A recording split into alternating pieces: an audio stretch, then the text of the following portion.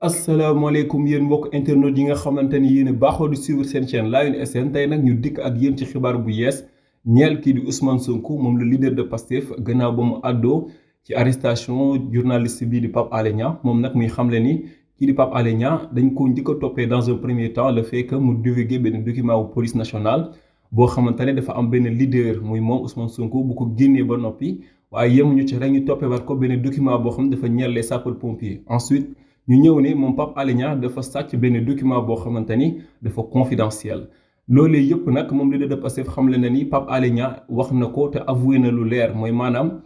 moom Pape Alé xamle na ni document bi nga xamante ni moom la ñuy wax document bi ci internet bi la nekkoon et que moom Pape Alé daf cee jot comme ni ci ñëpp jotee te moom leeral na ni musul publier document boobu nga xamante ni dafa ñeel li nga xamante ni ñoo di sapeur pompier yi.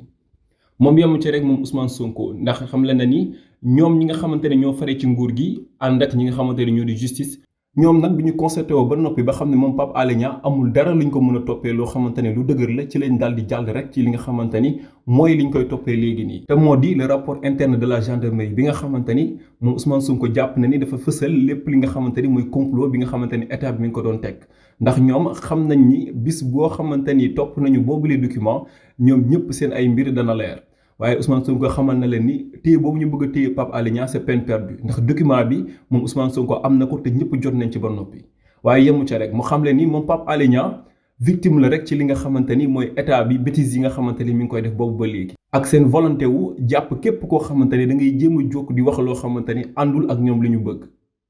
moom nag Ousmane Sonko mu daal di daanalee ni moom mi ngi soutenir kii di Pape Alé Niang bu baax a baax à 100% ndax xam na ni dañ koo jàpp ci loo xamante ni ci injuste waaye it c'est illégal. xam na ni kenn nekkul ci ginnaaw lu dul Macky Sall. waaye mu leen exhorté moom Ousmane Sonko à ce que ñu libéré ko moom Pape Alé Niang waaye it leer la Sénégalais yi ci wàllu scandale yi nga xamante ni moo ñeel li nga xamante ni mooy njëndum arme boobee nga xamante ni. État du Sénégal am na ko ak benn famille bu nekk foofee ca Israël moom nag Ousmane Sonko mi xam le ni loolu rek moo tax sax ñuy def diversion yi yëpp pour jàpp ay journalistes waaye du tere ñoom dinañ ko leeral ba ñëpp jot ci ñëpp xam li nga xamante ni moo xew ci mim réew. gannaaw Ousmane Sonko moom Pape Alé Niang yi jot nag li nga xamante ni moo di soutien wu kii di Khalifa Ababacar Sall moom mi nga xamante ne moo jiitee li nga xamante ni mooy taxawu Ndakaaru moom nag daal dinay soutenir moom it Pape Alé Niang daal di xam le ni jàpp bi ñu ko jàpp du lenn lu dul ngir tere ko mu wax dëgg waaye mu def liggéeyam ca na mu waree. moom Khalifa Sall nag jàpp na ni kii di Pape Alé Niang il doit être libéré ci ni mu gën a gaawee te pare na sax pour utal avocat kii di Pape Alé Niang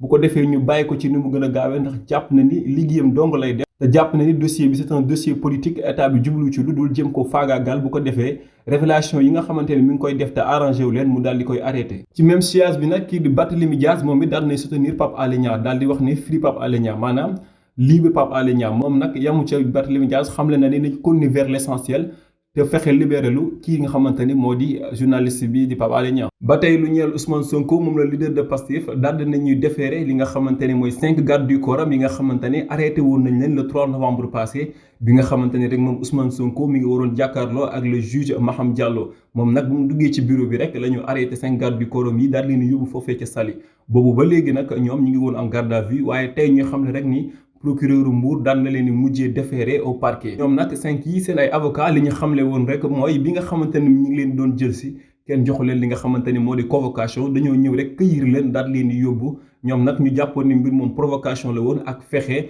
ba Ousmane Sonko du yeggale li nga xamante ni moom la tàmbali woon te mu di nemmeeku tur bi. ci mënti am rek dinañ ci am lu leer ñeel 5 gardes rapprochés yu Ousmane Sonko yooyu nga xamante ni déféré nañ leen au parquet.